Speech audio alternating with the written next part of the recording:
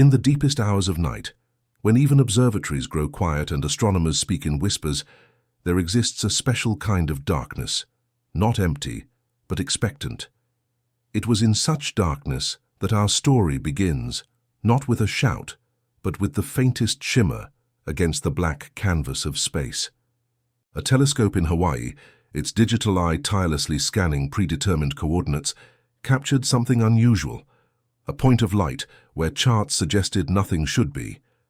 The night operator might have dismissed it as an error, a cosmic ray, striking the sensor perhaps, but something in its gentle persistence demanded attention. The data was checked, rechecked, and then quietly shared across secure channels to other watching eyes around the world. What emerged from these collective observations was both simple and profound. A visitor had arrived at the edges of our solar system, moving in a way that spoke of distant origins. They called it 3-Eye Atlas, a designation that betrayed nothing of its significance. But significance hung about it nonetheless, like perfume too subtle to name yet impossible to ignore. In those first days, what struck the observers most wasn't what they saw but what they felt, a peculiar sensation that the sky itself was holding its breath, waiting for humanity to recognize what had just appeared in our celestial neighborhood. The stars seemed to dim ever so slightly around the newcomer, as though deferring to its presence. The moon, half full and hanging low on the horizon, cast shadows that seemed to point toward the coordinates where 3-Eye Atlas had first been detected. Even the night air felt different, thinner perhaps, more permeable to whatever subtle influences might drift down from above. Those who first tracked the object's motion would later struggle to describe the atmosphere in the control room during those initial observations. There was tension, certainly, but also something like reverence, a collective recognition that they were witnessing something rare and potentially profound. As data accumulated and the first orbital calculations were completed, this feeling only deepened. 3-Eye Atlas moved with a quality that one veteran astronomer, working his final season before retirement, described as eloquence, though he immediately apologized for the unscientific terminology. Yet the word lingered in reports and conversations, seeping into the clinical language of astronomy like water through stone. For there was something undeniably expressive about the way this visitor traversed the void, something that spoke, without words, of vast distances and unfathomable time. The mathematics were verified before anyone dared speak publicly. Eye Atlas moved along a hyperbolic trajectory, the unmistakable signature of an object not bound by our sun's gravitational embrace. Unlike the comets that dance in predictable ellipses, returning like faithful companions across centuries, this visitor showed no intention of returning once it passed through our realm. It had come from somewhere beyond the Oort cloud, beyond the heliosphere, beyond the maps that define our astronomical territory. The rare designation Interstellar was cautiously applied, placing 3-Eye Atlas in the company of only a handful of confirmed wanderers from other star systems. But unlike its predecessors, it moved with a certain deliberation that troubled the scientists who tracked it. Not in its speed, which was unremarkable, but in its steadiness, its refusal to tumble chaotically like most celestial debris. Some researchers, speaking off the record in the liminal space between scientific conferences and late-night meals, used words like purposeful, though such language never found its way into the peer-reviewed literature. There is, after all, no mathematical symbol for intention, no equation that can quantify meaning. Yet the question lingered, suspended in the space between observation and interpretation. What brings something so far, if not some form of cosmic memory? In the soft glow of computer screens, astronomers traced their fingers along the projected path of 3-Eye Atlas, feeling the shape of its journey like blind men touching an elephant. The trajectory suggested origins in the direction of Lyra, though this offered little certainty about its actual birthplace. Stars had moved across millions of years, galaxies had rotated, and the universe itself had expanded since this object began its journey. To determine its true starting point would require mathematics beyond current capabilities, equations that could hold the entirety of galactic evolution in their variables. So they settled for approximations, for educated guesses about which star system might have launched this wanderer on its interstellar odyssey. Was it expelled during the turbulent formation of planets around a young star? Was it the remnant of a catastrophic collision between worlds? Or was it something else entirely? Something manufactured rather than accreted, designed rather than formed by the blind processes of gravity and chemistry? Such questions remained unvoiced in official communications, but echoed in the silence between colleagues who had worked together long enough to read between the lines of careful scientific speech. As more observatories turned their attention to 3I Atlas, peculiarities in its trajectory emerged, subtle deviations from the perfect hyperbola that gravity alone would prescribe. Initially, these were attributed to normal cometary behavior, perhaps jets of sublimating ice creating minute forces that altered its path.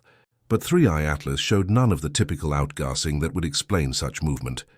The object's motion contained mathematical anomalies that grew more pronounced as data accumulated, creating a pattern that seemed to resist complete explanation. Most troubling was its apparent course. Initial calculations suggested it would make its closest approach to our planet on December 19th, a date that began to acquire a strange weight in the discussions of those who studied the visitor. There is something unsettling about the universe appearing to select a specific day on our human calendar, as though cosmic forces had consulted our arbitrary divisions of time. Of course, scientists dismissed such thinking as mere pattern recognition, gone awry. The human mind's insistence on finding meaning where only coincidence exists. Yet privately, many found themselves counting the days until December's arrival, wondering what happens when the mathematics of celestial mechanics begins to suggest something more dreamlike than deterministic. The winter solstice approached, that ancient pivot point in Earth's relationship with the sun. In the northern hemisphere, daylight had grown thin and precious, retreating earlier each evening as darkness claimed more territory. It was against this backdrop of lengthening night that 3I Atlas continued its approach, growing incrementally brighter as the distance decreased. The coincidence of timing, an interstellar visitor arriving near the year's darkest day, carried mythic overtones that even the most rational minds could not entirely dismiss. Throughout human history, the darkest nights had been times of both fear and hope, moments when old stories were retold, when communities gathered close against the cold, when eyes turned skyward seeking reassurance from the permanent fires of distant suns. Now, as 3I Atlas inscribed its arc across our celestial sphere, these ancient patterns of human attention seemed to reawaken. Something was approaching through the darkness, and its arrival would coincide with the moment when darkness itself reached its yearly peak. The mathematics insisted this was mere coincidence, a random alignment of cosmic and terrestrial calendars, but mathematics has always struggled to account for the power of symbolism in human consciousness, for the way meaning accretes around certain moments like frost on a window pane. And so, beneath the rational calculations and precise measurements, a more intuitive mathematics unfurled, a calculation of significance that could not be reduced to numbers alone. In the vacuum between worlds, 3I Atlas continued its patient journey, indifferent to the attention it had sparked. Telescopes tracked its passage, recording the way sunlight reflected from its surface in peculiar, uneven pulses. These fluctuations suggested an irregular shape, perhaps, or varying albedo across its surface. But the rhythm of these light patterns carried a strange consistency that prompted further study. Night after night, as Earth rotated and different observatories took their turn watching, the visitor maintained its unhurried progress against the fixed stars, a silent traveler crossing an ocean of emptiness. There is a particular quality to objects moving through deep space, a kind of temporal majesty that comes from watching something traverse distances so vast that our minds cannot truly comprehend them. We see only a moment in a journey that has likely lasted millions of years. What stellar catastrophe might have launched 3I Atlas on its path? What ancient star system, perhaps long since expired into cosmic dust, once claimed this wanderer as its own? In the face of such questions, even the most empirical minds find themselves slipping, if only momentarily, into a more contemplative space, wondering not just what the object is, but what stories it might carry within its silent mass. The stillness of space is not truly still, of course. At the quantum level, it seethes with activity. Virtual particles blinking in and out of existence, fields fluctuating in endless microscopic turbulence. Yet to our human perception, the void between planets presents an appearance of perfect tranquility, a vast arena where objects move with unimpeded grace, following the curved contours of space-time like dancers, anticipating music before it sounds. 3I Atlas embodied this interplanetary ballet with particular elegance. Its passage through the heliosphere, that bubble of solar influence that defines our system's boundary, had been marked by a subtle interaction with the solar wind, a gentle parting of charged particles that spoke of magnetic properties, unlike those of typical comets or asteroids. Sensitive instruments detected this interaction as a kind of whisper in the data, a signature too faint to interpret with confidence, yet persistent enough to merit attention. In conference rooms and over encrypted communications, specialists in heliophysics debated the significance of these readings. Was 3I Atlas carrying an unusual mineral composition that created unexpected electromagnetic properties? Or was there something more fundamental at work, perhaps a material state unknown to terrestrial science? The visitor maintained its silence on these matters, offering only its steady motion and rhythmic light variations as clues to its nature. And in this reticence lay yet another mystery. Why do we expect the cosmos to explain itself to us at all? What cosmic arrogance suggests that the universe should be immediately comprehensible to creatures who have existed for the merest fraction of its history? The spectrographs revealed their secrets slowly, collecting the faint light reflected from 3I Atlas and spreading it into the rainbow fingerprint of its composition. The analysis showed traces of familiar elements, iron, magnesium, silicon, but combined in ratios that suggested formation under conditions unlike those in our own solar system. More intriguing were the absorption lines that resisted classification, compounds with molecular structures that didn't neatly align with our chemical catalogues. Nothing explicitly alien yet distinctly unfamiliar. Specialists in astrochemistry constructed theoretical models of star systems that might forge such materials, finding themselves drawn to scenarios involving binary stars with unusual metallicity or ancient stellar populations from the galaxy's earlier epochs. There was something poetic in this investigation, human minds reaching across incomprehensible distances to reconstruct the birthplace of something that had found its way to our doorstep. Like archaeologists piecing together forgotten civilizations from pottery shards, astronomers sought to read 3I Atlas as a text written in elements and isotopes, a chemical memoir of places none of our kind would ever visit. In these patterns beneath the cold, some glimpsed not just the remnants of distant worlds, but a kind of message encoded in matter itself, if only we possessed the wisdom to decipher it. The crystalline structures hinted at in the spectroscopic data suggested formation under pressures and temperatures unlike those commonly found in our solar neighborhood. One theory proposed that 3I Atlas might have originated near the dense core of a globular cluster, where stars crowd together in gravitational intimacy, their planetary systems interacting and exchanging material across shorter interstellar distances. Another suggestion placed its birth in the turbulent aftermath of a neutron star merger, where exotic matter could be forged under conditions impossible to replicate in terrestrial laboratories. These origin stories, speculative though they remained, carried implications beyond mere academic interest. If 3I Atlas had indeed formed under such extraordinary circumstances, it represented not just a visitor, but a messenger, carrying information about cosmic processes that humans had never directly observed. Each absorption line in its spectral signature, each unexpected ratio of isotopes, might contain the answer to questions that astronomers had debated for generations. The visitor's physical composition thus became a kind of library, a repository of knowledge about distant corners of our galaxy, encoded in a language of elements and compounds that we were only beginning to translate. As the analysis continued, one researcher noted a curious parallel.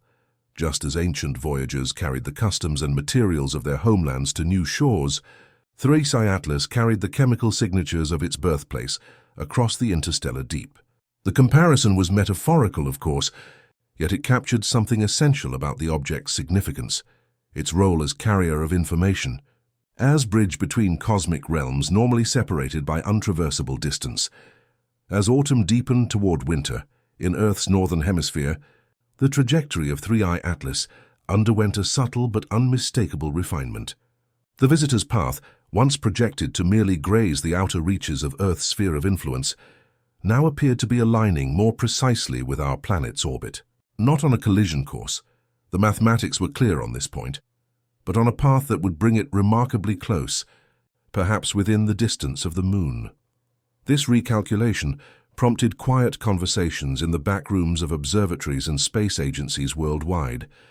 Most officials maintained public composure, emphasizing that interstellar objects pass through our solar system with some regularity, even if we've only recently developed the technology to detect them. But behind closed doors, the precision of 3I Atlas's approach raised questions that straddled the boundary between astronomy and more speculative domains. The odds against an interstellar object randomly intersecting Earth's orbit so precisely were astronomical in the most literal sense. Yet the alternative, that this alignment was somehow intentional, opened doors to considerations that made serious scientists deeply uncomfortable. Still, discomfort has often preceded discovery, and many found themselves contemplating what it might mean if 3I Atlas was not merely passing by, but arriving.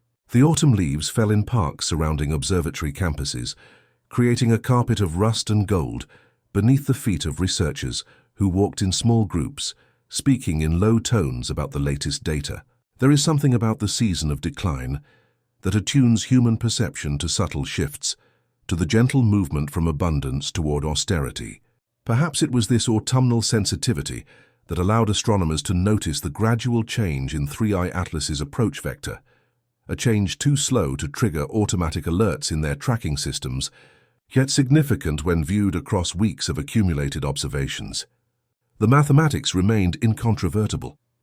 The visitor's trajectory had shifted, not dramatically but with precision, bringing its closest approach into near-perfect alignment with Earth's position on December 19th. The physics of this adjustment defied easy explanation. Natural forces that might alter an object's path, gravitational perturbations from planets, pressure from solar radiation, would not produce such a specific outcome. The alternative explanations ventured into territory where career scientists feared to tread publicly. Controlled propulsion, intentional navigation, purposeful arrival. Yet in private communications, shared through encrypted channels between trusted colleagues, these possibilities were cautiously examined. The very precision of 3I Atlas's approach seemed to carry information, like a whispered word that becomes meaningful not through volume, but through careful enunciation. What message might be encoded in this celestial choreography, this delicate adjustment of vectors and velocities? And more troubling still, if the visitor's path was indeed being actively controlled, what did it mean that its controllers had selected Earth specifically as their destination? In the growing conversation about 3I Atlas, references to previous interstellar visitors inevitably surfaced. Oumuamua, with its enigmatic acceleration and strange cigar shape, had sparked similar debates years earlier. Borisov, more cometary in appearance, had nonetheless carried its own mysteries. Each had passed through our neighborhood like ships in the night, offering brief glimpses of extrasolar realities before vanishing back into the deep. Astronomers compared spectral data, trajectories, behaviors, seeking patterns that might connect these wanderers into some coherent narrative. Were they fragments of the same distant catastrophe, specimens of a common class of interstellar objects, or entirely unrelated phenomena that only our human tendency toward narrative would attempt to string together? Atlas seemed to occupy its own category, moving more deliberately than its predecessors, reflecting light with more consistent patterns, following a path that spoke of greater stability. Some observers noted that if one were to imagine a hierarchy among these visitors, 3I Atlas would appear almost regal in comparison, less a fragment or accident of cosmic processes and more a dedicated emissary. Such anthropomorphizing made many scientists wince, yet the analogy persisted in their informal discussions, a testament to the object's strange dignity as it continued its approach. The historical record of these interstellar wanderers remained frustratingly sparse. Humanity had only recently developed the observational capabilities to detect such visitors, and our window of attention was brief, limited to the relatively short period when they passed through our solar system. How many others had come and gone unnoticed throughout Earth's long history? How many even now might be traversing the outer reaches of our system, too distant or too dark to register on our instruments? The question transformed our perception of the solar neighborhood, suggesting that what we had long imagined as relative emptiness might instead be a space crisscrossed by travelers, a cosmic sea lane where objects from distant star systems regularly passed, usually undetected by the creatures living on the third planet from an unremarkable yellow star. This perspective shift carried implications beyond astronomy. If interstellar space was indeed more populated than previously assumed, the probability calculations regarding extraterrestrial life might need radical revision. The galaxy began to resemble not a scatter of isolated islands, but an archipelago with active channels of material exchange between systems. Seeds of life, organic compounds, perhaps even microscopic organisms might travel these channels, preserved in the cold vacuum like messages in bottles, crossing distances that had once seemed prohibitive to any form of transmission. 3IT Atlas, viewed through this lens, became not an anomaly but a representative, a visible instance of processes that might have shaped life on Earth since its earliest beginnings. The visitor thus connected to our deepest questions about origins, about the possibility that terrestrial life itself might be, in some sense, a visitor, descended from material that once circled distant and forgotten stars. The rhythmic patterns in 3I Atlas's light reflection became the focus of intense study. What initially appeared as simple brightness variations revealed themselves under mathematical analysis to contain repeating sequences that defied random distribution. Some researchers, particularly those with backgrounds in information theory, began to argue that these patterns showed statistical properties consistent with encoded data rather than natural phenomena. The light pulsed and dimmed in sequences that, when mapped mathematically, created structures reminiscent of prime number series or Fibonacci sequences, the kind of patterns that intelligent minds recognize across cultural and even biological boundaries. Of course, correlation is not causation, and the human brain is notorious for finding signals in noise, yet the persistence of these patterns, their mathematical elegance, and their resistance to conventional explanation left open a tantalizing possibility that what we were observing was not merely reflection, but transmission. Could the universe communicate not through radio waves, as our SETI researchers had long assumed, but through the more fundamental language of light itself? The question hung in the air of research institutions worldwide, not openly acknowledged in formal papers, but whispered in the spaces between presentations in the late hours when certainty gives way to wonder. Light has always been the primary carrier of information across cosmic distances. The photons reaching our telescopes have traveled for years, decades, centuries, even millennia, bringing news of distant events long after they've transpired. This delay, this lag between occurrence and observation, creates a peculiar relationship with time itself. When we observe a supernova in a galaxy millions of light-years distant, we are witnessing not a current event, but ancient history, a stellar death that may have given birth to new planetary systems in the intervening eons. The light from 3I Atlas, while traveling a comparatively short distance, nonetheless carried this quality of temporal complexity. The pulses and patterns registered by our instruments had been set in motion before their detection, a message composed elsewhere and elsewhen, arriving in our present moment like a note washed ashore from a distant sea. This temporal displacement added another layer to the mystery. If the variations in reflected light did indeed constitute a form of communication, when had this message been composed? Was it a response to signals we had unwittingly sent into space through our radio transmissions, television broadcasts, and radar pulses? Or was it composed before humanity had developed any technology capable of cosmic communication, suggesting either extraordinary foresight or complete indifference to human reception? The researchers who studied these patterns found themselves caught in a delicate balance between scientific rigor and intellectual openness. To dismiss the mathematical structures as coincidence might be to miss the most significant discovery in human history. Yet to embrace them as definitive evidence of communication risked both professional reputation and the clarity of thought that science demands. So they proceeded carefully, documenting the patterns without claiming interpretation, mapping the rhythms without declaring them language.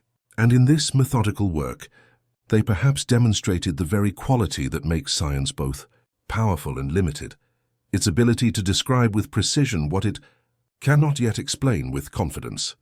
December arrived with a quality of suspense that transcended normal scientific anticipation. Observatories worldwide coordinated their efforts, creating an unprecedented network of attention focused on a single object. The International Astronomical Union issued special protocols for data sharing, ensuring that no observation of 3I Atlas would be lost to technical difficulties or local weather. On a particularly clear night in mid-December, a remarkable coincidence of atmospheric conditions allowed telescopes across multiple continents to observe the visitor simultaneously. The images captured during this global vigil showed something unexpected. 3 Atlas had grown brighter, not through the cometary activity that might explain such an increase, but through what appeared to be an intrinsic change in its reflectivity. The object, still maintaining its disciplined trajectory, now shimmered with an intensity that placed it just at the threshold of naked eye visibility from Earth's surface. In observatory control rooms, conversations hushed as data flowed across screens. Researchers who had dedicated their lives to measurement and analysis found themselves momentarily wordless before the images. Science had not stopped, but it had paused, suspended in a moment where observation transcended explanation. In that silence, the distance between watching and listening seemed to vanish, as though humanity had collectively leaned forward to catch the faintest whisper from beyond. The quality of attention directed toward 3I Atlas during these December nights had no real precedent in scientific history. Never before had so many instruments, representing the pinnacle of human technological achievement, focused so intently on a single celestial phenomenon. Radio telescopes scanned for emissions across the electromagnetic spectrum. Optical telescopes captured light in wavelengths from infrared to ultraviolet. Neutrino detectors, buried deep beneath Antarctic ice and Mediterranean waters, monitored for the ghostly particles that might accompany unusual nuclear processes. This concentrated observation created something like a composite eye, humanity gazing outward through a sensory apparatus of unprecedented sensitivity and scope. The data flowing through this global nervous system carried a curious emotional quality, as though the instruments themselves had begun to reflect the anticipation of their operators. Numbers took on the character of music, rising and falling in harmonies that seemed to approach the boundary between information and meaning. Images acquired a painterly quality, the cold precision of digital sensors, somehow capturing something more subjective, more impressionistic than mere light intensity across wavelengths. This transformation of scientific observation into something approaching aesthetic experience was not lost on the researchers themselves. Many reported a sense that their relationship with 3I Atlas had evolved beyond the traditional subject-object dynamic of astronomy. They were not merely studying the visitor, they were witnessing it, in the fuller sense that implies not just perception but participation, not just data collection but a kind of communion. And in this shift lay another question. Was the unprecedented quality of human attention itself significant? Was the global coordination of observational resources itself a kind of response to 3I Atlas, an answer to a question the visitor had not yet explicitly asked? With each sunrise, December 19th drew nearer, acquiring the weight that significant dates carry in human consciousness. The scientific community had split into camps, those who predicted 3I Atlas would pass Earth at a safe distance with no unusual effects, those who calculated a closer encounter that might create minor gravitational anomalies or electromagnetic interactions, and a smaller contingent who admitted that the object's behavior had become sufficiently unpredictable that all forecasts carried significant uncertainty. Government agencies maintained public messaging that emphasized the routine nature of celestial objects passing through our solar system, while privately allocating resources for enhanced monitoring. The public response varied widely, from complete ignorance of the approaching visitor to intense fascination, with some fringe elements predictably interpreting 3i Atlas through apocalyptic or messianic frameworks. Between these extremes existed a growing population of ordinary people who simply looked up more often, feeling some unnamed connection to the quiet drama unfolding above. Weather forecasters noted increased interest in visibility conditions, and amateur telescope sales reached unprecedented levels. Meanwhile, professional astronomers worked through nights that grew longer as winter solstice approached, their dedication fueled by a truth none could fully articulate, that regardless of what December 19th might bring, 3i Atlas had already achieved something profound by uniting human attention toward the stars. The approach of a significant date creates a peculiar pressure in human experience, a gravity well in time that draws emotion and meaning toward it with increasing force as the calendar pages turn. December 19th had acquired this quality through a combination of astronomical calculation and psychological projection. The date itself was arbitrary in cosmic terms, one rotation of Earth among billions, distinguished only by its position in human calendrical systems. Yet it had become the focal point for a particular kind of collective anticipation, not quite fear, not quite hope, but a state of heightened receptivity that transcended both. In the Northern Hemisphere, where most major observatories were located, the date fell near the winter solstice, that pivot point where darkness reaches its maximum extent before beginning its slow retreat. This proximity to an ancient temporal landmark added resonance, connecting modern astronomical observation to millennia of human skywatching. Throughout history, cultures had erected stone circles, built temples, and developed complex calendrical systems to track celestial movements, particularly those that coincided with seasonal transitions. Now sophisticated telescopes and supercomputers performed this same fundamental human function, marking the approach of something moving through the heavens, calculating its significance, preparing for its arrival. The continuity between ancient sky watchers and modern astronomers became more apparent as December 19th approached. Both groups united across time by the fundamental human practice of looking upward with questions that transcend the immediate concerns of terrestrial existence. What do we seek in the stars? What comfort or knowledge do we hope to find in those remote fires? And why does the approach of something from beyond our world provoke such profound responses in human consciousness? These questions hovered in the background as calculations were refined, as telescopes were calibrated, as the global scientific community prepared for whatever 3i Atlas might reveal. On the appointed day, the approach of 3i Atlas brought with it an unexpected phenomenon, a gradual but measurable deceleration that couldn't be fully explained by gravitational interactions. The object appeared to be slowing its advance, following a modified trajectory that still oriented toward Earth, but with altered timing and approach angles. This behavior contradicted basic celestial mechanics, suggesting forces at work beyond gravity's predictable influence. Some theoretical physicists proposed exotic explanations involving interactions with dark matter or previously undetected solar wind anomalies. Others, working at the boundaries of conventional science, whispered about the possibility that 3i Atlas possessed some form of internal energy, perhaps even agency. The mainstream scientific community distanced itself from such speculation, yet couldn't offer fully satisfying alternative explanations. What remained clear was that 3i Atlas, through either natural processes or otherwise, was no longer behaving like a passive projectile obeying the simple laws of inertia and gravitational attraction. It moved with a quality that, if observed in a living creature, might be called deliberation, a careful moderation of approach that suggested awareness of its destination. The deep silence of space, always a canvas for human projection, now carried a strange new tension, like a conversation where one participant has fallen quiet, not from absence of thought, but from carefully choosing their next words. The modification of trajectory represented a particularly challenging puzzle for orbital dynamics specialists. Natural forces acting on objects in space typically produce gradual, predictable changes. The gentle curve of gravity's influence, the steady pressure of solar radiation.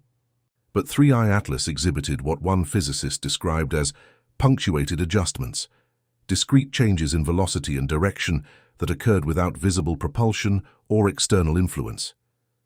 These adjustments were subtle enough that they might have gone unnoticed if not for the extraordinary level of observational attention focused on the visitor. When plotted on three-dimensional models, they revealed a pattern of fine correction, as though 3i Atlas were continuously refining its path towards some predetermined endpoint. The implications of this behavior extended beyond astronomy into the realm of metaphysics. To move with apparent purpose is to suggest an internal principle of organization, something that distinguishes the living from the merely physical. Of course, no serious scientist suggested that 3i Atlas was alive in any conventional sense. Yet its motion contained qualities that life exhibits: adaptation, adjustment, orientation toward future states rather than mere reaction to present forces. These qualities presented a paradox to conventional scientific understanding, which has traditionally drawn sharp distinctions between the deterministic behavior of physical objects and the teleological behavior of living systems. 3i Atlas seemed to blur this boundary, moving through space with the precision of physics but the apparent intentionality of biology. As December's darkness deepened, this paradox became a kind of koan for those who tracked the visitor, a puzzle that demanded not just calculation but contemplation, not just measurement but meditation on the very categories through which we understand the cosmos and our place within it. Beneath the astronomical observations and mathematical models lay a more human story: how we react when confronted with the truly unknown. Psychologists noted the remarkable spectrum of responses to 3i Atlas across different populations. Some embraced fear, preparing for unlikely disaster scenarios, or finding in the visitor confirmation of long-held apocalyptic beliefs. Others approached the phenomenon with excitement and hope, imagining benevolent contact or transformative revelation. Many simply incorporated the unfolding cosmic event into their existing worldviews, seeing in 3i Atlas evidence for whatever they already believed about humanity's place in the universe. But perhaps most interesting were those who found themselves suspended between reactions, experiencing a complex mixture of wonder, uncertainty, and reflection.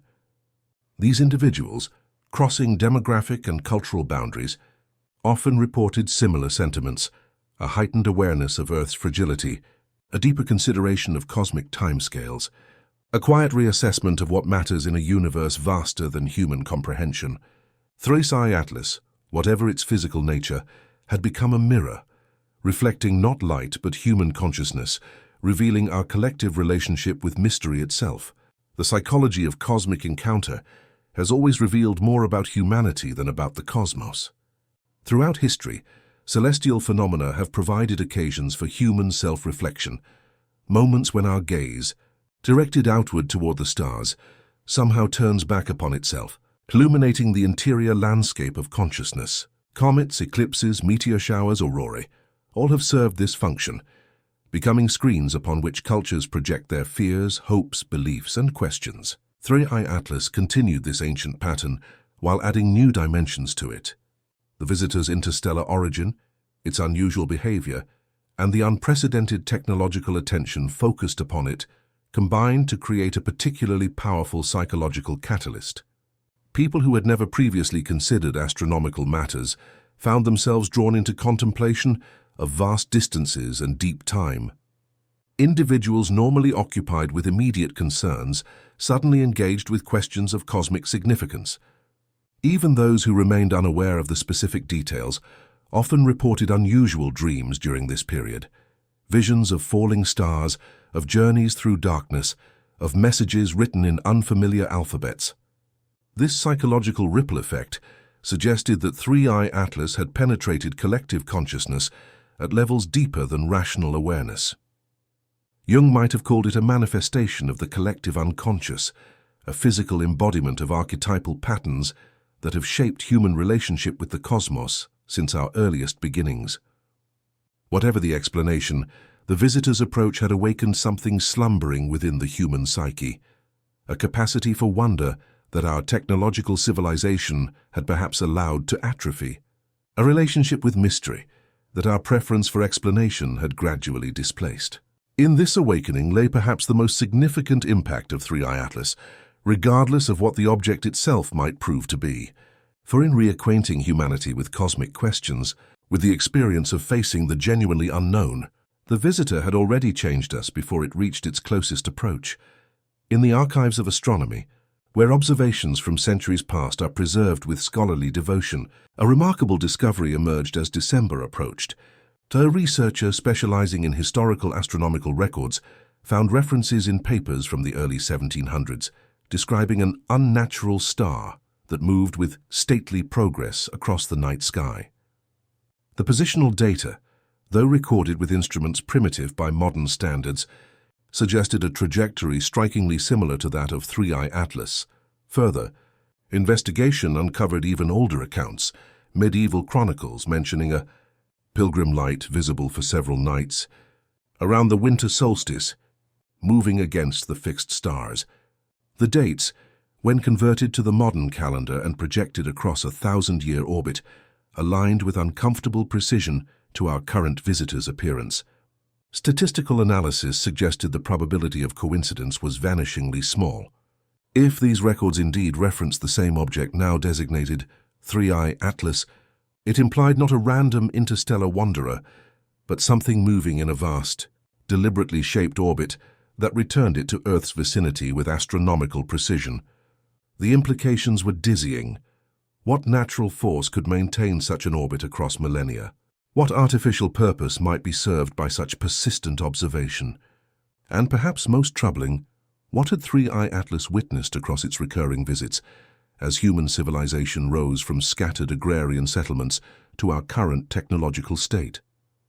The ancient equation of its orbit now seemed to contain variables beyond mere position and momentum, perhaps including time itself as a dimension of purpose.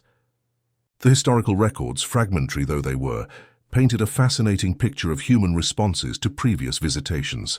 Medieval accounts described the moving light as both blessing and portent, its appearance coinciding with unusually mild winters and abundant harvests in some regions, political upheavals and epidemics in others. During the Enlightenment period, natural philosophers had documented the visitor with greater empirical rigor, though still within frameworks that allowed for divine or supernatural significance. What emerged from these scattered references was a pattern of attention similar to our own, periods when human eyes turned collectively skyward, drawn by something that transcended ordinary celestial movements. The persistence of this pattern across cultures and centuries suggested something fundamental about the relationship between 3I Atlas and human consciousness, a connection that transcended the particular scientific or religious frameworks through which different eras interpreted the visitor's appearance. Had 3I Atlas been watching us evolve?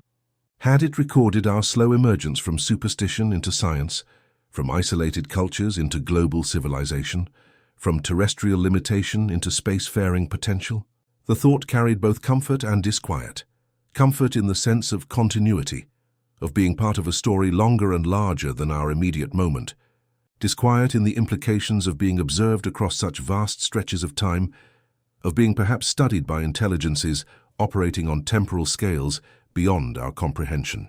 What information might 3I Atlas have gathered during its previous passages? And to whom or what might this information have been conveyed when the visitor returned to the depths from which it came?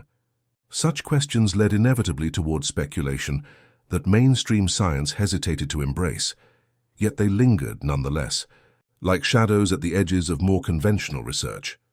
The day before December 19th carried a strange quality, a shadow not of fear, but anticipation that fell across human activities worldwide. News coverage had intensified, as mainstream outlets could no longer ignore the scientific anomaly approaching Earth. Social media platforms reported record engagement on astronomy-related topics. In places where 3I Atlas would potentially be visible, people made plans to gather, some in scientific observation, others in more ceremonial fashion. There was a peculiar unity in this response, a rare moment when human attention aligned towards something beyond our own creation. The fear that might have dominated such a moment seemed tempered by collective intuition that 3I Atlas represented not threat, but threshold. After all, if destruction were its purpose, why the slow, measured approach? Why the mathematical precision that spoke more of communication than collision? Scientists maintained professional caution in public statements, emphasizing that natural explanations likely awaited discovery. Yet in private conversations, many admitted to a sense that we stood at the edge of revelation, not necessarily of alien intelligence, but perhaps of natural processes so far beyond our understanding that they might as well be the product of design. The boundary between science and wonder, always more permeable than orthodox thinking admits, had grown thin indeed as the final hours before alignment approached. The night of December 18th witnessed an unusual quieting of human activity in regions where 3-Eye Atlas would be visible. Traffic diminished on city streets. Television viewership declined, despite special programming about the astronomical event. Instead, people stepped outside, gathering in backyards and public parks, on rooftops and beaches and mountain overlooks. They carried telescopes and binoculars if they had them, but most simply came with naked eyes and open minds. The visitor was not yet visible without optical aid, yet the collective gaze turned skyward nonetheless, anticipating, wondering, participating in something that transcended individual experience. There is a particular quality to crowds gathered in astronomical observation, a hushed attentiveness, unlike the energy of concerts or sporting events. Conversation occurs in whispers, movements become careful and considered, and a kind of reverence settles over even the most casual observers. This quality pervaded the gatherings on December 18th, creating islands of quiet contemplation in a world normally dominated by noise and movement. Professional astronomers, watching from their observatories and research facilities, noted this phenomenon with interest. The public response had transcended mere curiosity or sensationalism. It had acquired a quality that one researcher described as cosmic mindfulness, a state of collective attention directed beyond terrestrial, concerns toward something larger and more mysterious than daily existence typically acknowledges. As midnight approached and December 19th began its sweep across time zones, this quality of attention intensified. Whatever 3-Eye Atlas might prove to be, it had already accomplished something remarkable, focusing human consciousness, however briefly, on matters beyond our own immediate sphere, reminding us of our participation in a cosmos vaster and stranger than our ordinary concerns allow us to remember. December 19th dawned clear in most observatories worldwide, a meteorological coincidence that statisticians would later calculate as improbable as 3-Eye Atlas itself. At precisely 11:47 GMT, the interstellar visitor reached the point where its path crossed the plane of Earth's orbit. In that moment, something remarkable occurred, not catastrophic, not even immediately obvious to casual observation, but profound in its subtlety. Across the northern hemisphere, auroral activity appeared where none should be possible, delicate curtains of light dancing in latitudes typically too far from the poles to witness such phenomena. Satellite operators reported brief fluctuations in electromagnetic readings, not disruptive, but rhythmic, pulsing with mathematical consistency. The readings stabilized within minutes, but the pattern they briefly displayed would occupy analysts for years to come. 3-Eye Atlas itself appeared to flare briefly at the moment of orbital intersection, growing several magnitudes brighter for approximately 40 seconds before returning to its previous luminosity. Those fortunate enough to be watching through telescopes described the event not as explosive or violent, but gentle, more like a breath than a shout, a brief illumination that felt somehow intentional. When the moment had passed, the visitor continued on its trajectory, now moving away from our planet at the same measured pace with which it had arrived. Nothing had changed, yet everything seemed different, as though some subtle communication had occurred, too profound for immediate comprehension. The auroral displays that appeared during these critical moments defied conventional explanation. Unlike typical aurorae, which result from solar particles interacting with Earth's magnetosphere, these luminous curtains emerged during a period of minimal solar activity. Their colors, too, differed from normal auroral patterns, displaying unusual purples and teals alongside the more familiar greens and reds. Spectroscopic analysis revealed emission lines from atmospheric gases excited to energy states rarely observed in natural phenomena. Most striking was their geometric organization, rather than the typical undulating curtains of polar aurorae. These displays formed more structured patterns with distinct boundaries and internal organization that suggested something more ordered than the chaotic interactions of particles and magnetic fields. Observers with no scientific background reported emotional responses to these lights, a sense of recognition that many struggled to articulate, as though the patterns spoke to something pre-verbal within human consciousness. Those watching through instruments measured what they could: wavelengths, intensities, durations.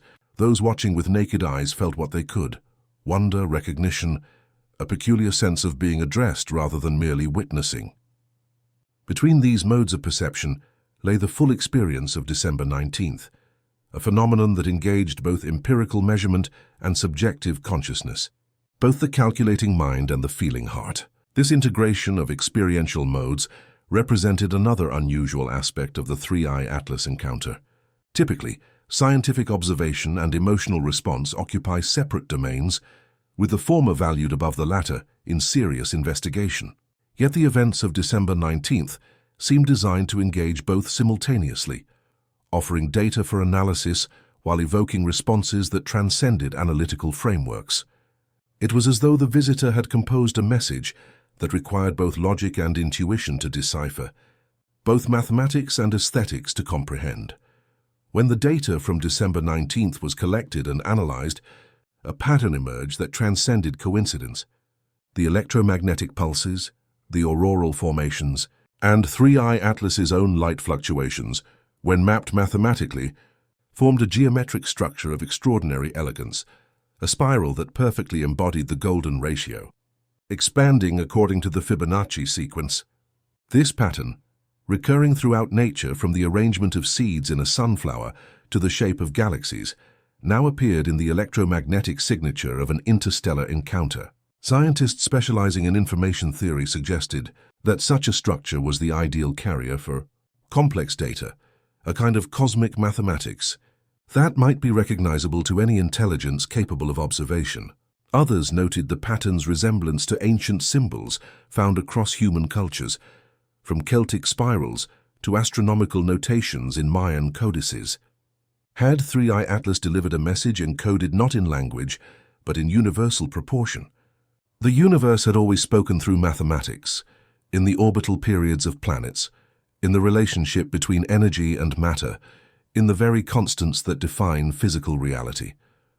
Perhaps December 19th had not marked the beginning of communication, but our first moment of truly listening to a conversation, as old as the stars themselves, recognizing that what we call design and what we call natural law might be expressions of the same underlying order. The golden ratio spiral that emerged from the data possessed properties that fascinated mathematicians and physicists alike.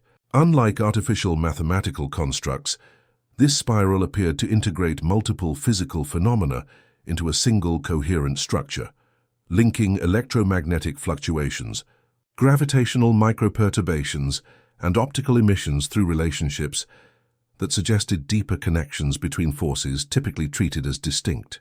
Some theorists proposed that what they were observing was not a message in the conventional sense, but a demonstration, a physical manifestation of unification principles that human science had long sought but never fully achieved.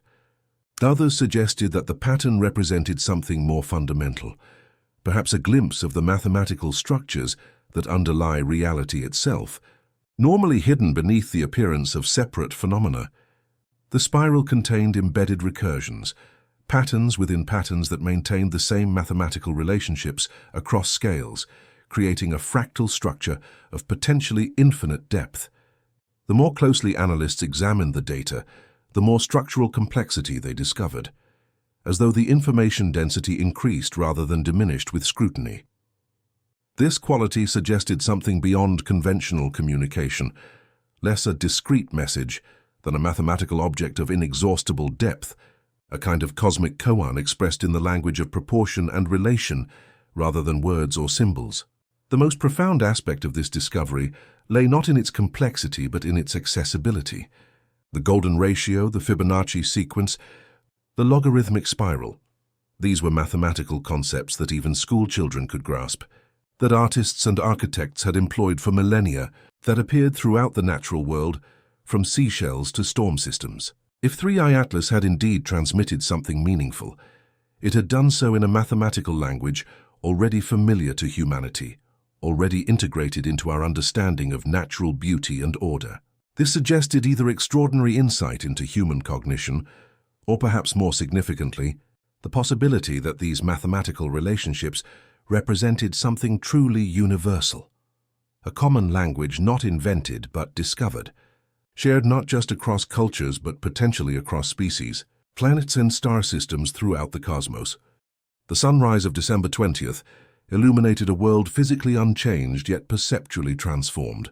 News outlets struggled to convey both the scientific observations and the more ineffable sense that something significant had transpired. Eyewitness accounts from those who had observed the auroras spoke of feelings difficult to articulate, not religious awe exactly, but a quieter recognition of cosmic connection. In the absence of dramatic events, public interest might have quickly faded, yet something in the collective experience resisted dismissal. People continued to look upward, not in fear or even expectation, but with renewed awareness of the vast context surrounding human existence. Poets found their work suddenly in demand, invited to express what scientific language could not capture. Philosophers noted increased attendance at lectures addressing cosmic questions. Perhaps most telling were the reports from observatories worldwide. Amateur telescope reservations had doubled, astronomy class enrollment surged, and public nights at major facilities now required months-long waiting lists. 3i Atlas had not changed Earth's orbit or altered its atmosphere, had triggered no cataclysm or revelation. Yet it had shifted something more subtle, the angle of human attention, tilting our collective gaze upward after decades of increasingly inward focus. There is, after all, no physical law that dictates the direction of consciousness, no gravitational force that compels awareness. That reorientation, freely chosen yet widely shared, may have been the most significant effect of our celestial visitor. The transformation manifested in unexpected ways across human activities. Architectural designs submitted in the months following December 19th showed a marked increase in open spaces oriented toward the sky. Urban planning committees reported growing public pressure to reduce light pollution in order to preserve visibility of the stars. Applications to space-related educational and career programs reached unprecedented levels, cutting across traditional demographic patterns to include populations previously underrepresented in such fields. Even consumer products reflected this shift. Clothing designers incorporated celestial motifs, furniture makers created more pieces for outdoor use, and digital devices offered enhanced astronomical applications. None of these changes represented radical departures from existing cultural patterns. Yet collectively they suggested a subtle but pervasive reorientation, as though human attention, that most precious and limited resource, had found a new equilibrium that included more awareness of what lies beyond our atmosphere. Psychologists studying this phenomenon noted its unusual durability compared to typical responses to news events or natural disasters. Rather than spiking and then rapidly diminishing, public engagement with astronomical matters maintained a stable elevation from pre-encounter levels. This persistence suggested something deeper than mere novelty or sensationalism, perhaps a kind of cognitive recalibration, an adjusted sense of context that, once established, remained stable. We had not simply observed something unusual and then returned to normal awareness. We had experienced a shift in what constitutes normal awareness itself. The cosmos had always surrounded us, had always constituted the larger context of human existence. What changed after 3i Atlas was not this fundamental relationship, but our conscious recognition of it, our collective remembrance of something we had always known but somehow forgotten in the accelerating pace of terrestrial concerns, that we exist within something vaster than ourselves, something that merits our attention and perhaps our reverence. The first detection occurred on a Tuesday. Not that the day of the week mattered to the automated survey telescope that captured the anomalous point of light, moving against the fixed background of stars. The Pan-STARRS Observatory on Haleakala had been designed for precisely this purpose, to identify objects of interest within our solar system particularly those that might one day cross Earth's path. Its algorithms flagged the object for human review, categorizing it as a routine near-Earth asteroid, one of dozens discovered each month. Dr. Eleanor Chen was reviewing the night's data over her morning coffee when she noticed the peculiar motion parameters. Most solar system objects follow predictable orbital patterns shaped by the Sun's gravitational dominance. This object, initially designated A2024T3, didn't. "Hey Marcus," she called to her colleague across the cramped observatory office. "Can you look at this trajectory analysis? Something seems off." Marcus Abernathy, a postdoctoral researcher with a reputation for thoroughness, spent several minutes examining the data before responding. "That's interesting. The velocity's too high for a solar orbit. And look at the approach angle. It's coming from above the ecliptic plane." Within hours, what had begun as a curiosity became the focus of intense scrutiny. Additional observations from telescopes across the globe confirmed what the initial data had suggested. A2024T3 had entered our solar system from interstellar space. It was only the third such object ever confirmed, following 1I Oumuamua in 2017 and 2I Borisov in 2019. The astronomical community promptly reclassified it as 3I Atlas, the third interstellar object, named after the survey that had provided crucial early tracking data. But unlike its predecessors, 3I Atlas wasn't merely passing through the outer regions of our solar system. Preliminary orbital calculations indicated it would travel much deeper into our cosmic neighborhood, passing remarkably close to Earth's orbit. Not close enough to pose any collision threat, but near enough to afford unprecedented observational opportunities. Within days, research institutions worldwide began redirecting resources toward this unexpected visitor. Dr. Hiroshi Yamamoto had spent 30 years studying comets at the National Astronomical Observatory of Japan. He had expected 3I Atlas to behave according to established models, a frozen relic of some distant stellar system, gradually releasing gases as it approached the warmth of our sun. The first high-resolution spectroscopic data from the Subaru telescope shattered that expectation. "There's no coma," he explained to colleagues during an emergency video conference. "No cometary activity whatsoever, despite its proximity to the sun. And the spectroscopic signature. It doesn't match any known composition profile. The object's surface appeared to absorb and reflect light in patterns that defied conventional categorization. It wasn't a comet, despite following a hyperbolic orbit typical of those objects, nor did it match the characteristics of asteroids, planetary fragments, or any other established classification." The astronomical community found itself resorting to the most fundamental descriptor, object. As 3I Atlas continued its approach, another anomaly emerged. Dr. Sofia Patel at the Arecibo Observatory in Puerto Rico was the first to document the peculiar light variations. "It's exhibiting regular brightness fluctuations," she reported, "but not the kind we'd expect from a rotating irregular body. These patterns have mathematical precision, perfect sinusoidal variations with occasional complex harmonics. Almost like," she hesitated before completing the thought that many were beginning to consider, "almost like a signal." The global media seized upon this hint of possible intelligent design, unleashing a predictable cycle of sensationalism, speculation, and anxiety. Headlines worldwide announced variations of alien probe, approaches Earth, accompanied by artists' renderings that bore little resemblance to the actual telescopic images, a barely resolved point of light, growing gradually brighter against the cosmic backdrop. Dr. James Morrison, director of NASA's Planetary Defense Coordination Office, found himself thrust into an unexpected role as public communicator during daily press briefings. "At this time, we have no evidence that 3I Atlas represents an artificial object or poses any threat," he repeated with practiced patience. "It's following a predictable trajectory that will bring it no closer than 14 million kilometers to Earth, about 36 times the Earth-Moon distance. We continue to gather data and coordinate global observational efforts, but privately, in secure video conferences with colleagues across multiple agencies and nations, the discussions took a different tone. We can't rule anything out at this stage," admitted Dr. Fatima Nasser of the European Space Agency. "The light variations show patterns that seem non-random. The trajectory includes subtle deviations from purely gravitational influence. And the surface properties are...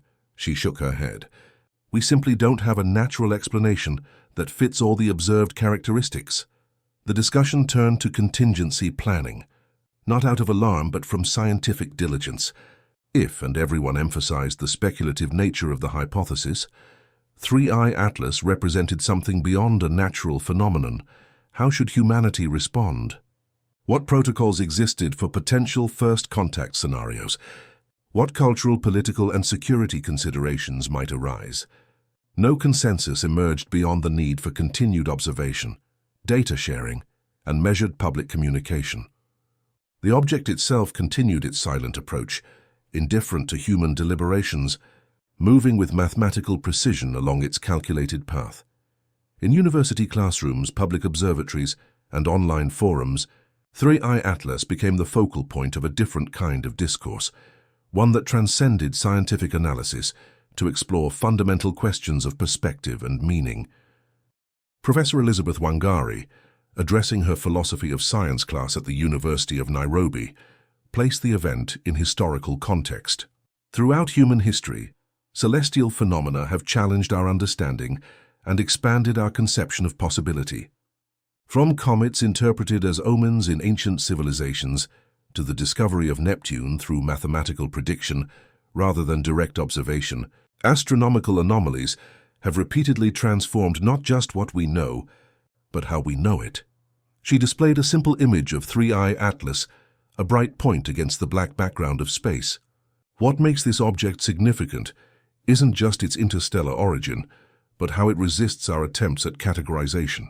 It demonstrates the provisional nature of scientific frameworks, reminding us that our models are tools for understanding, not perfect representations of reality.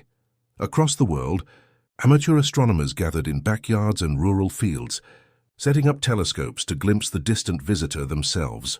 Parents lifted children onto shoulders, pointing toward the constellation, where the interstellar object, invisible to the naked eye, traveled through the cosmic ocean. Something profound was occurring in these moments of collective attention, a species looking outward together, sharing a perspective that transcended daily divisions. In observatory control rooms, research institutions, and space agencies, the mood shifted from initial surprise to focused intensity. Every available telescope with suitable capabilities was trained on 3I Atlas. Data poured in, spectroscopic analyses, radar returns, gravitational measurements, photometric readings. Each observation added detail to the emerging portrait of the visitor, yet somehow the fuller picture only deepened its mystery. Dr. Chen, who had first noticed the object's unusual trajectory, found herself working 18-hour days coordinating observational efforts across multiple time zones. It's like trying to assemble a puzzle where the pieces keep changing shape, she told a colleague during a rare break. Every answer raises new questions. As 3I Atlas moved closer to perihelion, its closest approach to the Sun, anticipation built throughout the scientific community. If it were a conventional comet, this would be the moment when solar heating would trigger maximum outgassing and activity. If it were something else entirely, well, that remained to be seen. Part 2. Closest approach. The day of closest solar approach arrived with a sense of expectancy that extended far beyond astronomical circles. News organizations positioned reporters outside major observatories. Social media buzzed with speculation, memes, and occasional misinformation that scientists worked diligently to correct. Religious leaders offered varying interpretations of the event's spiritual significance. Government officials maintained a careful balance between transparency and caution in public statements. Atlas itself marked the occasion by doing something unexpected. It emitted a brief, intense burst of electromagnetic radiation across multiple wavelengths. The first detection came from the James Webb Space Telescope, positioned at the L2 Lagrange point, 1.5 million kilometers from Earth. Its sensitive instruments registered a sudden spike in infrared emissions from the object, lasting precisely 12.4 seconds before returning to baseline levels. Within minutes, observatories around the world confirmed similar bursts across the electromagnetic spectrum, from radio waves to X-rays. Dr. Yamamoto was monitoring real-time data when the event occurred. It wasn't like anything we'd expect from natural processes, he later explained. Natural emissions tend to build gradually and decay along probabilistic curves. This was different, a perfect rectangular function, on then off, with mathematically precise timing. The burst's complex internal structure became apparent as analysts processed the raw data. Within those 12.4 seconds existed patterns of variation, rhythmic modulations that resembled nothing so much as encoded information. News of the burst spread rapidly through scientific networks, prompting emergency meetings and hastily organized analysis efforts. Teams specializing in signal processing, information theory, and even cryptography were recruited to examine the emission patterns. Dr. Maya Rodriguez, a SETI researcher at the Allen Telescope Array, found herself suddenly at the center of a scientific domain that had moved from the margins to the mainstream overnight. We've spent decades developing protocols for detecting and analyzing potential extraterrestrial signals, she explained to colleagues unfamiliar with SETI methodologies. But we expected first contact, if it ever occurred, to come from a distant star system, not an object passing through our own solar system. The analysis yielded tantalizing patterns, but no definitive interpretation. The signal contained mathematical sequences recognizable to human mathematics, prime numbers, the value of pi to high precision, and other universal constants that suggested intentional design rather than natural phenomena. But beyond these attention-getters, as some researchers called them, lay more complex patterns that resisted immediate decoding. If it is a message, we may not understand it any more than a medieval scholar would understand a computer code, cautioned Dr. Ibrahim Hassan of the International Astronomical Union. We might be recognizing that it has structure without being able to comprehend its meaning. As 3I Atlas continued along its trajectory, now approaching the orbit of Earth, the public response intensified. Religious gatherings, both spontaneous and organized, occurred worldwide. Some groups interpreted the visitor as divine messenger, others as harbinger of apocalypse, while many religious leaders offered more measured perspectives emphasizing humility before cosmic mystery. Markets fluctuated as investors responded to uncertainty. Tourism surged in areas forecast to have optimal viewing conditions during the object's closest Earth approach. Governments established special committees to monitor developments and coordinate responses. The United Nations convened an emergency session to discuss potential international protocols, though substantive agreement proved elusive amid geopolitical tensions. Through it all, Atlas maintained its silent journey, emitting no further bursts since the perihelion event. Its trajectory continued to show subtle non-gravitational influences, minor adjustments that suggested internal energies rather than passive response to gravitational forces. These adjustments maintained its course toward a remarkably close approach to Earth's orbit, timed to occur when our planet itself would be elsewhere in its annual journey around the Sun. It's as though it wants to examine our orbital path without actually encountering Earth itself, suggested Dr. Patel during a scientific conference hastily organized to share findings. The statistical probability of such a trajectory occurring by chance is vanishingly small. Such speculations remained officially qualified as hypotheses rather than conclusions, but privately, many researchers had begun to operate under the working assumption that 3I Atlas represented something beyond natural phenomena, a structured object with purpose rather than a random interstellar wanderer. The implications of this shift in thinking rippled through research priorities, funding allocations, and institutional collaborations. New observation techniques were developed specifically for the unique visitor. The Planetary Science Institute coordinated a global network of observatories to maintain continuous monitoring across all time zones. NASA reprogrammed satellite instruments originally designed for Earth observation to capture additional data. Even space missions with completely different purposes contributed opportunistic observations when possible. Dr. Chen found herself working with a newly formed international consortium dedicated to 3I Atlas research. We're breaking down institutional boundaries that would have taken years to navigate under normal circumstances, she noted. Researchers are sharing data in real time, without waiting for formal publication. It's changing how science operates. As the object reached its closest approach to Earth's orbit, a distance that would have represented a near miss had Earth been positioned differently in its yearly cycle, observational capabilities reached their peak. The most detailed images yet obtained still showed only a resolute point of light, but spectroscopic and radiometric data revealed new complexities in the visitor's properties. The surface appears to be actively manipulating its thermal and optical characteristics, reported Dr. Abernathy, now leading a specialized analysis team. It's maintaining a nearly constant temperature, despite varying solar exposure, and its albedo, how much light it reflects, changes in ways that seem responsive to observation, attempts rather than passive reaction to environmental conditions. These findings intensified both scientific curiosity and public fascination. The closest approach period became a global cultural moment, a shared experience that transcended national and ideological boundaries, if only briefly. People around the world looked toward the same point in the sky, contemplating the same questions about cosmic context and possibility. As 3I Atlas began its outbound journey, moving away from the sun with the same deliberation that had marked its approach, the initial frenzy of attention began to evolve into something more sustained and reflective. Observatories continued tracking its progress with unchanged dedication, though with the knowledge that each passing day dimmed its visibility as distance increased. The object maintained its unusual characteristics, the rhythmic light variations, the subtle deviations from purely gravitational trajectory, the absence of typical cometary behavior despite its journey through the warming influence of our star.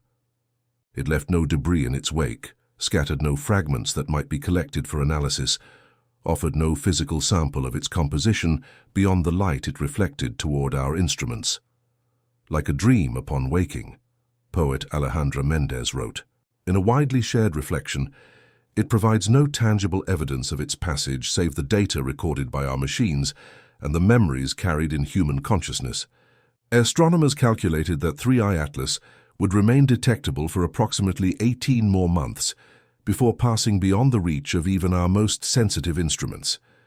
This gradual departure carried its own poignancy, not the sudden vanishing of a shooting star, but the slow farewell of a meaningful encounter, a diminishing presence that allowed time for reflection even as it withdrew. The visitor's departure phase revealed its own subtle mysteries. As 3I Atlas moved beyond the orbit of Mars, then Jupiter, sensors detected a gradual change in its electromagnetic signature, not a diminishment commensurate with increasing distance, but a qualitative shift, as though the object were entering a different mode of operation. The spectral patterns we're observing suggest internal reconfiguration, explained Dr. Rodriguez. If, and I emphasize this remains speculative, we're observing an engineered object rather than a natural phenomenon, it may be adapting to the interstellar environment it's returning to. The scientific papers that began to emerge during this period shared a curious quality, a humility unusual in academic discourse. The phrase "we don't know" appeared with striking frequency, not as admission of failure, but acknowledgement of authentic mystery. The most respected researchers openly stated that existing models failed to fully explain what had been observed, that new theoretical frameworks might be necessary. This institutional humility represented its own kind of breakthrough. Science progresses not only through discovery, but through the recognition of its boundaries, those edges where current understanding gives way to new possibility. The fear that had initially accompanied 3I Atlas's approach revealed itself to be less about physical danger and more about conceptual uncertainty, the discomfort that arises when established frameworks prove insufficient. Yet in that very insufficiency lay opportunity, a space where new thinking could emerge. The most profound scientific revolutions have often begun not with answers but with better questions, not with certainty but with precisely calibrated doubt.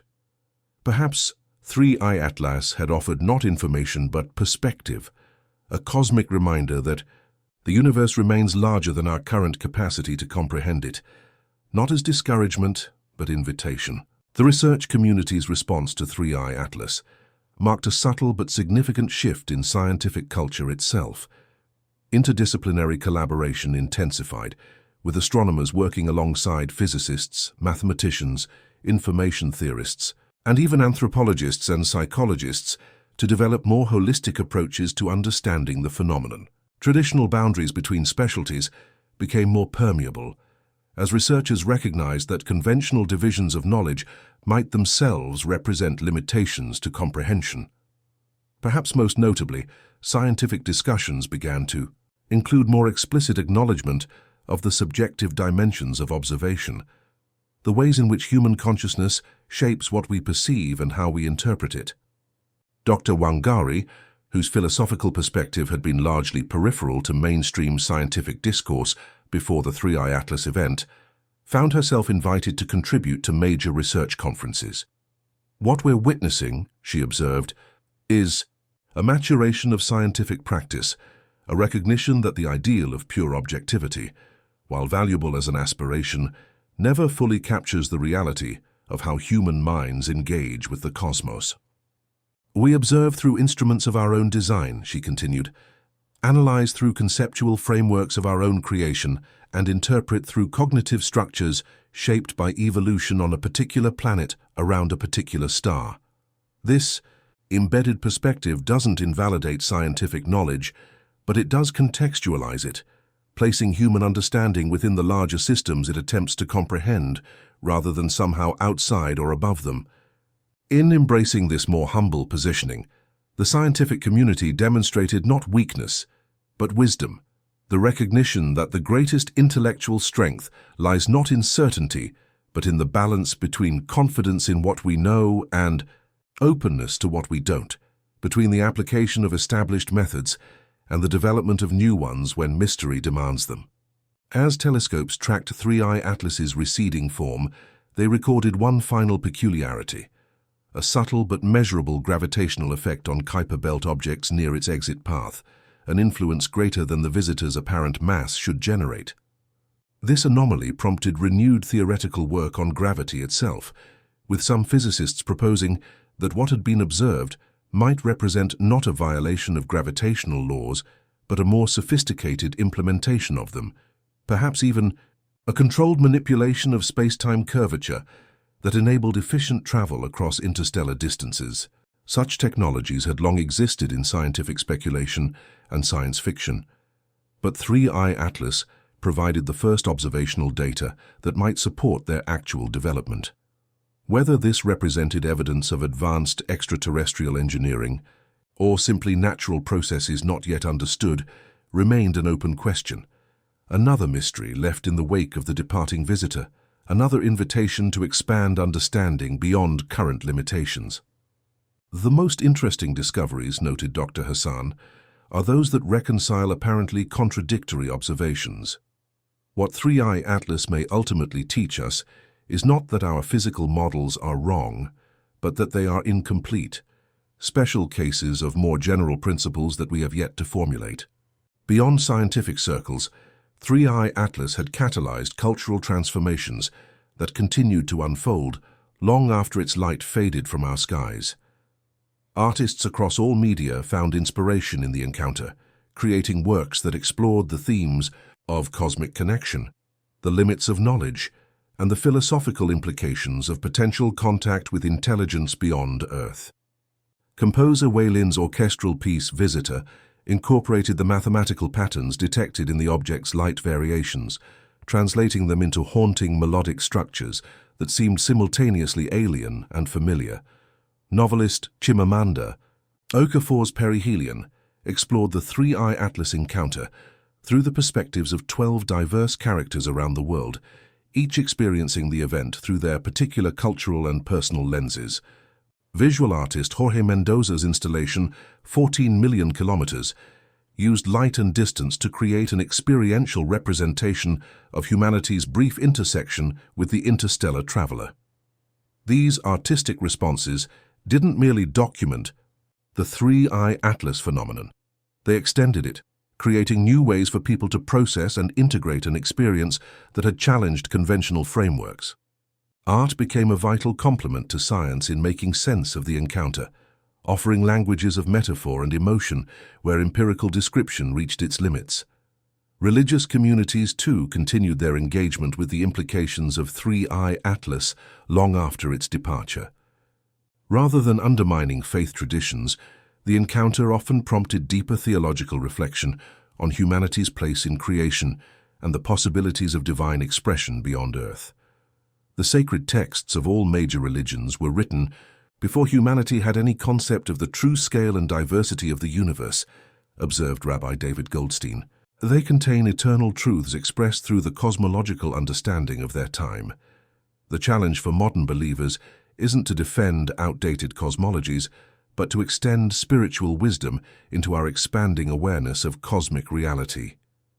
Similar recalibrations occurred across faith traditions, with religious leaders increasingly emphasizing the compatibility of spiritual depth with scientific understanding. The humility that had entered scientific discourse found its echo in theological discussions, creating new possibilities for dialogue between domains often perceived as adversarial. Perhaps the greatest gift of Three-Eye Atlas, suggested Imam Abdul Rahman, is the reminder that truth is always larger than our current conception of it. Both science and faith, at their best, cultivate reverence before mystery, a willingness to stand at the edge of knowledge and look outward with both curiosity and awe. Part 4. Legacies of Encounter Now. In the quiet hours when darkness invites contemplation, humanity looks toward the stars with altered awareness. Was Three-Eye Atlas mere coincidence, an interstellar object whose path happened to intersect our planet's orbit with improbable precision? Was it messenger, carrying information encoded in light and movement from some unimaginably distant intelligence? Or was it mirror, reflecting our own cosmic significance back to us, reminding a species often lost in immediate concerns that we exist within a context vast beyond comprehension? The visitor offered no definitive answers, yet its passage changed the nature of our questioning. We find ourselves holding paradoxes more comfortably, the tension between scientific rigor and philosophical wonder, between cosmic insignificance and profound meaning, between the randomness of physical processes and the appearance of purpose they sometimes display. Perhaps most significantly, we have been reminded that humanity still shares experiences beyond our divisions, that despite our differences, we remain capable of collective attention, capable of looking outward together rather than only at each other. Dr. Chen, reflecting on the experience 5 years after first noticing the anomalous trajectory data, observed, "When future astronomers detect the next interstellar visitor, as they inevitably will, it will arrive not to an unprepared world, but to one that has learned to balance expectation with openness, hypothesis with humility." The true discovery of Three-Eye Atlas wasn't about the object itself, but about how we respond to phenomena beyond our existing categories. Our understanding of Three-Eye Atlas continues to evolve long after its physical presence has faded from our skies. In university seminars and scientific conferences, in philosophical discussions and artistic interpretations, the visitor's significance undergoes continuous reassessment and reinterpretation. This ongoing conversation itself represents something valuable, a recognition that meaning emerges not through immediate classification, but through sustained engagement, not through definitive answers, but through deepening questions. The most enduring legacies of Three-Eye Atlas may be the cultural and intellectual patterns it helped to establish, a more integrated approach to knowledge that honors both empirical precision and subjective experience, a more patient relationship with mystery that values the journey of discovery as much as its destination. In observatories worldwide, new protocols now guide the search for and study of interstellar objects, informed by what was learned during the Three-Eye Atlas encounter. These protocols emphasize comprehensive data collection across multiple wavelengths, coordination between observational facilities, and attention to patterns that might indicate non-random behaviors. But perhaps most significantly, they include explicit recognition of the potential for phenomena that transcend current theoretical frameworks, an institutionalized openness to surprise that represents a maturation of scientific practice, This balance between methodological rigor and conceptual flexibility creates a more resilient form of knowledge-seeking, one better equipped to engage with a universe that consistently reveals itself to be stranger and more wonderful than our theories predict. In this way, 3i Atlas has left its mark not just in observational data, but in how we observe, not just in what we know, but in how we approach knowing itself.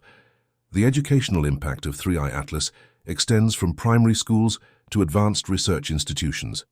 Children who witnessed the event as students now enter universities with fundamentally different assumptions about humanity's cosmic context than previous generations. Curriculum developers have created interdisciplinary programs that integrate astronomy with philosophy, information theory, and cultural studies, recognizing that complex phenomena require multiple perspectives for comprehensive understanding. Today's students don't remember a time before 3i Atlas, noted education researcher Dr. James Wilson. They've grown up with the possibility, not the certainty, but the genuine possibility that intelligence exists beyond Earth. This shapes their conception of humanity's place in the cosmos, in ways both subtle and profound. Universities report significant increases in enrollment for astronomy, physics, and related fields, with many students citing the 3i Atlas encounter as their inspiration. Research funding for interstellar studies has expanded dramatically, supporting new detection systems specifically designed to identify and characterize objects entering our solar system from interstellar space. The Interstellar Observatory, a space-based facility launched 3 years after 3i Atlas's closest approach, represents the most ambitious of these initiatives. Positioned at the Earth-Sun L1 Lagrange point, its instruments continuously scan the celestial sphere for incoming objects, capable of detecting potential interstellar visitors years before they reach the inner solar system. "We're not just passive observers anymore," explained Dr. Rodriguez. "Now serving as the observatory's scientific director, we're actively looking outward, prepared to study future visitors with tools and methodologies developed specifically for this purpose." Whether 3i Atlas was unique or the first of many such encounters remains to be seen, but either way we're ready. Beyond these institutional changes, the psychological impact of 3i Atlas continues to reverberate through individual lives and collective consciousness. The visitor's passage became a kind of temporal landmark, a reference point that people use to mark their own internal journeys. Before 3i Atlas and after 3i Atlas have entered conversational shorthand to designate not just chronology, but shifts in perspective, changes in priority, evolutions in understanding. This linguistic habit speaks to the event's psychological impact, its role as catalyst for individual transformations that parallel its celestial trajectory. Just as the visitor approached, intersected with Earth's orbit, and departed, so too have many people experienced their own approaches to new awareness, moments of intersection with larger meaning, and gradual integration of these experiences into ongoing life. In this mirroring of cosmic and personal movements lies another dimension of 3i Atlas's significance, its function not just as astronomical phenomenon but as existential metaphor, as narrative structure that helps human minds organize and interpret experience. The stories we tell about the stars have always served this dual purpose, describing external reality while simultaneously providing frameworks for understanding our internal landscape. From ancient constellations to modern astrophysics, our relationship with the cosmos has always operated at this intersection of objective observation and subjective meaning-making. Atlas continues this tradition, offering both physical data for scientific analysis and symbolic resonance for personal reflection. In this integration lies perhaps its most profound gift, the reminder that these dimensions of human experience need not be separated, that the most complete understanding emerges when we engage both simultaneously, when we approach mystery with both the precision of measurement and the openness of wonder. For Dr. Yamamoto, now in the final years of his distinguished career, 3i Atlas represents both culmination and beginning. "I spent decades studying comets, objects formed in the earliest days of our solar system, carrying information about its origins. Then this visitor arrived from beyond our system entirely, carrying information we still cannot fully decode. It humbled me, but also expanded my conception of what astronomy can be. He pauses, gazing through the observatory window at the night sky. Perhaps the most important scientific virtue isn't knowledge but receptivity, the willingness to see what is actually there, even when it doesn't fit our expectations or categories. Thrice Atlas taught us that lesson more powerfully than any object I've studied in 50 years of research. Dr. Chen, considerably younger, but equally transformed by the encounter, has redirected her career toward developing new methodologies for detecting and analyzing anomalous astronomical phenomena. The conventional filters we use to separate signal from noise, pattern from randomness, are based on assumptions about what's natural versus artificial. Thrice Atlas showed us that these boundaries may be more permeable than we thought.